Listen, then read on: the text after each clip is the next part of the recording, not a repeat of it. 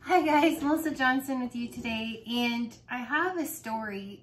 It's from Reader's Digest, April 1985, and it's a story by Paris Permenier. And I was just gonna read it to you really quick. It's this cute thing. It's from really old, but I remember the one girl that I was friends with. She lived up the street from me when I was in school, and we used to ride the bus together. She had, her parents always got like Reader's Digest. And I guess this was 1985 because she got it and she brought it on the bus and she read the story. She's like, you gotta hear the story. And I cried. And so I went to my local library and I had them look up this story. And so I got a copy of it. So I thought I would share it. So this is even really cute, super cute for kids. So hopefully I don't cry. It's been a long time since I know the story, but it's been a long time. So hopefully I don't get emotional. But here it's called The Duck and the Dachshund. So again, by Paris Permenier. Hopefully I don't mispronounce that. It's The Duck and the Dachshund. They may have been the original odd couple. This cantankerous little canine and his fine feathered friend. Here we go. And it's only 4 pages, you guys. Would you like a baby duck? A friend asked one April day when I was 13. Sure, I replied, picking up the yellow powder puff and deciding to call her Daisy. I had already been through a myriad of pets, ranging from abandoned birds to captured ants. What could have been better than a duckling? We lived in an old house in a small Texas town. Our large fenced yard would keep Daisy safe, until she grew bigger. My mother suggested that I keep Daisy on an enclosed back porch. There was only one problem: Peanut.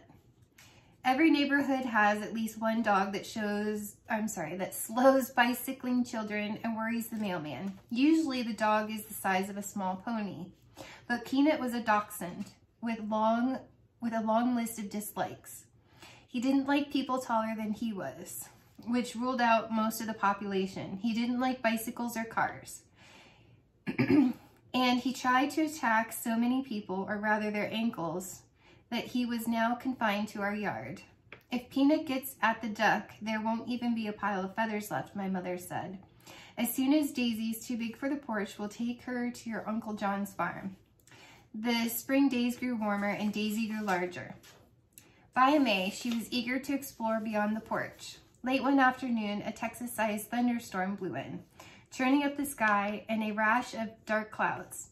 Suddenly, a trash can lid sailed across the yard. I ran out to retrieve it, and Daisy followed me into the yard. I ran after her, but the dachshund got to the duck first. Peanut, stop, I shouted over the roaring wind. By the time I reached them, expecting Daisy's feathers to be hanging from Peanut's jaws, the two were quietly staring at into each other's eyes. Peanut sniffed at Daisy, who pecked at Peanut's ear. A loud clap of thunder shook the yard, and I tucked Daisy under one of my arms. Peanut burrowed under the other, and I headed back inside the house. From that day on, there was no separating duck and dachshund. Daisy moved into the backyard with Peanut. When she wasn't floating in his water bowl, she was napping beside him under a large oak tree. One hot July morning, I went into the yard, but no animals were in sight. Daisy, Peanut, I called. A brown head poked out of the doghouse, followed by a white head. Together, the pair waddled towards me. That is, until something caught Peanut's eye. In a flash, she was off and running, barking at a car. Flapping her wings and quacking loudly, Daisy was right behind him. She was learning to be a watchdog. Things went smoothly for the rest of the summer. Peanut and Daisy were together constantly. Their house bore both their names above the door. You guys, I feel emotional already. Then one autumn morning, I found Peanut whimpering in the back of the duck house. He was paralyzed from the middle of his back down to his tail. Full of anxiety, we took him to the vet. Peanut has a ruptured disc in his spine, the vet said. It's common in dachshunds because of their long backs. I'll operate on him tomorrow, and you can take him home in a few days if everything goes all right. But we'll need him to walk again. You'll have to move his legs for him, make him walk. Otherwise, he'll have to be put to sleep. We left the vet's office in tears, not daring to look back at Peanut wordlessly. We drove home to find Daisy flapping her wings, roaming the yard, looking for her friend. Peanut survived the operation, and a week later we brought him home. Daisy was atop the dog and duck house as we drove in. She half ran, half flew to the fence. Sadly, we couldn't turn Peanut loose to play. He would have to stay on the porch until his incision healed. Peanut lay on an old quilt, unable to move anything but his head and front paws. He still had no control over the back half of his body, but at least he was home. After the first day, we moved Peanut next to the screen door. Daisy sat on the porch steps, quacking and pecking at the screen as if offering encouragement to her sick friend. The next week, we took Peanut back for a checkup. Has he tried to walk yet? The vet asked, frowning when we said no. Peanut must exercise those legs before the muscles deteriorate. If he doesn't begin walking in the next 2 weeks, he may never walk again. On the way home, we bought a galvanized tub long enough for Peanut to swim several strokes before turning around. After filling the tub with water, we placed it in the sun to warm up. I feel emotional. An hour later, I carried Peanut to the tub. The moment Daisy saw him, she ran across the yard, flapping her wings and quacking. Peanut barked and pathetically tried to wag his paralyzed tail. Daisy watched as I eased Peanut into the tub. Peanut hated the water and held his head high to keep his long ears from touching it. Only Daisy seemed eager to get in, so eager that we took her to the porch so he could have the tub to himself. I held Peanut by his shoulders and pulled him through the water, looking for some sign of movement from his legs. For the next hour, Mother and I moved his legs back and forth to stimulate movement, but they remained lifeless. Mother lifted Peanut out of the tub and onto a towel. "Get Daisy," she said. "We'll let her play in the tub before we pour the water out." The moment the screen door was open, Daisy ran to Peanut. She pecked his ears and he barked with pleasure. Then she plunged in. Peanut watched her splashing and quacking with delight as she paddled back and forth. Then he stood on his front feet and dragged the back of his body towards the tub. "I think Peanut wants to get back in the water," I shouted. Carefully, I lifted him into the tub with Daisy. Just as Daisy had always tried to copy Peanut, now Peanut was copying her. He paddled with his front legs, pulling his body behind him as I supported him with one hand. He swam several lengths, pushed along by Daisy, urgently quacking. I moved his back legs to stimulate movement while he paddled. For the next hour, the pair swam back and forth until finally I took Peanut out. Daisy jumped out of the tub and stood beside me as I carefully dried Peanut. And then it happened. Daisy was pecking his ear. When I saw it, Peanut was slowly wagging his tail. From that day on, progress was steady. We continued his daily therapy sessions in the tub, always accompanied by Daisy. And within a week, he was swimming on his own, front and back legs in motion. The vet smiled when Peanut walked into his office 2 weeks later.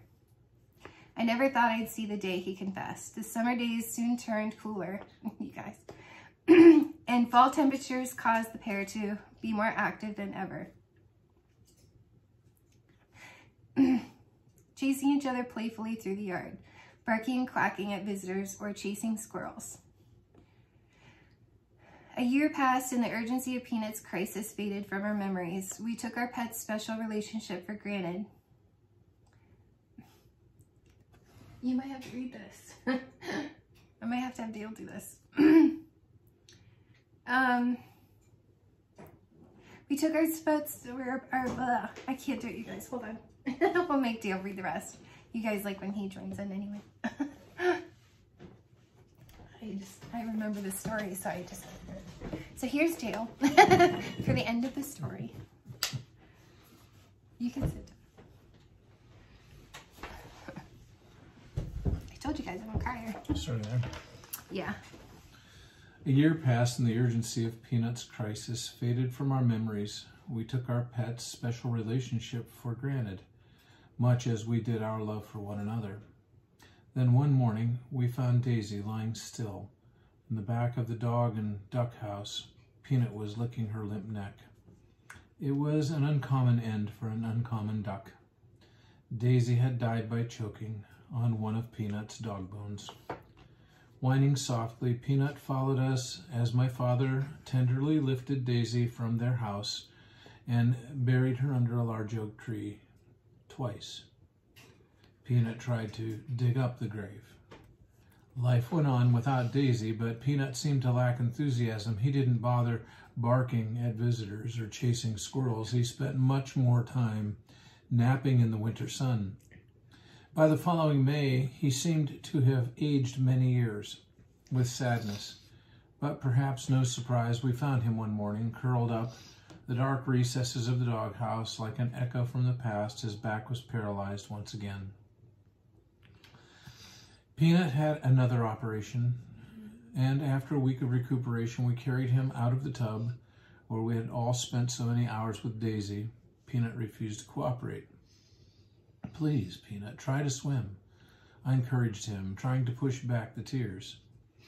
Day after day, we carried him to the tub, gently lowering him into the water, massaging his legs for 2 weeks. We tried to coax him into swimming as we had done before, but soon we had to accept the reality that Peanut would not move again. Without Daisy to encourage him, he remained an invalid, refusing, finally, even food and drink. 3 weeks after the operation, Peanut made one last trip to the veterinarian's office, where we tearfully said goodbye to him. Even the vet's eyes glistened when he carried Peanut away. There's been many years since Peanut and Daisy were a part of my life, but I still like to think that somewhere the dog and the duck are together. But... barking and quacking and having a fine old time. Sorry. No, it's okay. Is that precious? It's a precious little story. Thank you for filling in for me.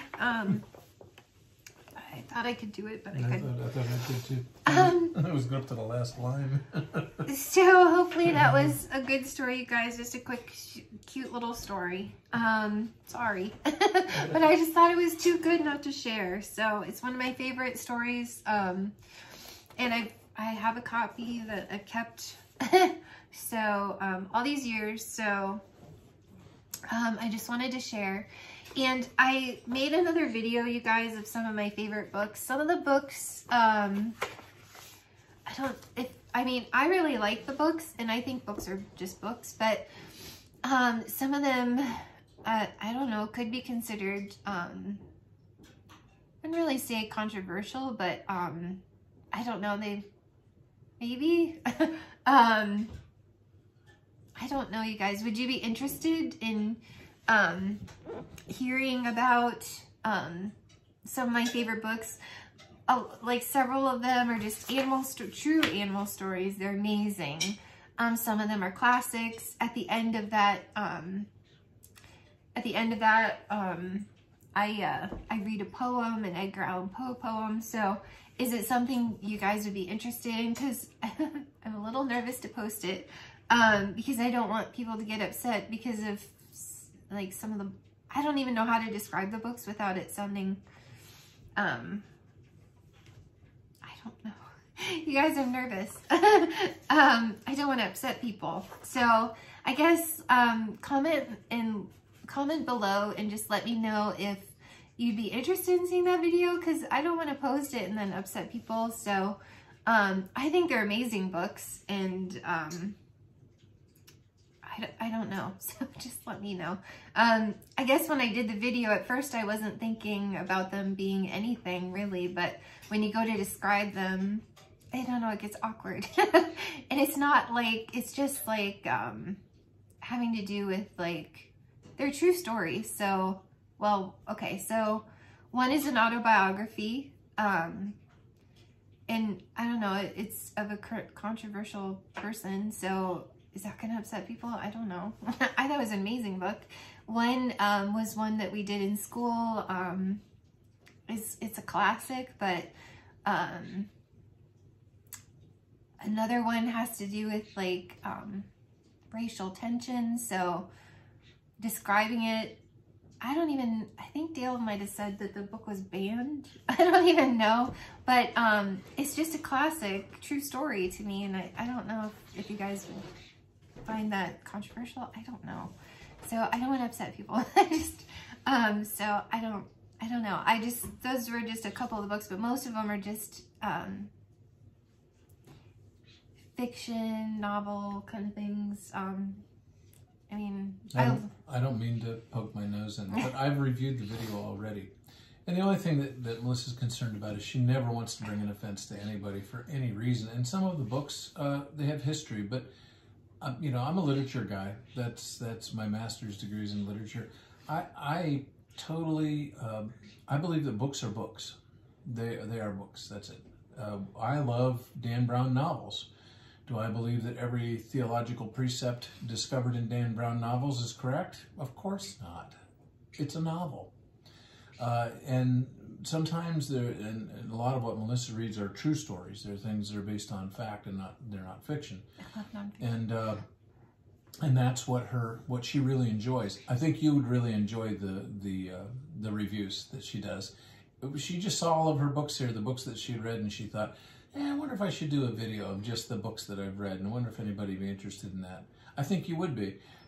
She also is a little bit guarded because, you know, she doesn't want to bring any offense to anybody, because some of those books that were published back in the 50s and 60s, they really dealt with some pretty hard issues, some important issues that happened in life. So we're just looking for your input. Would you like to see the review?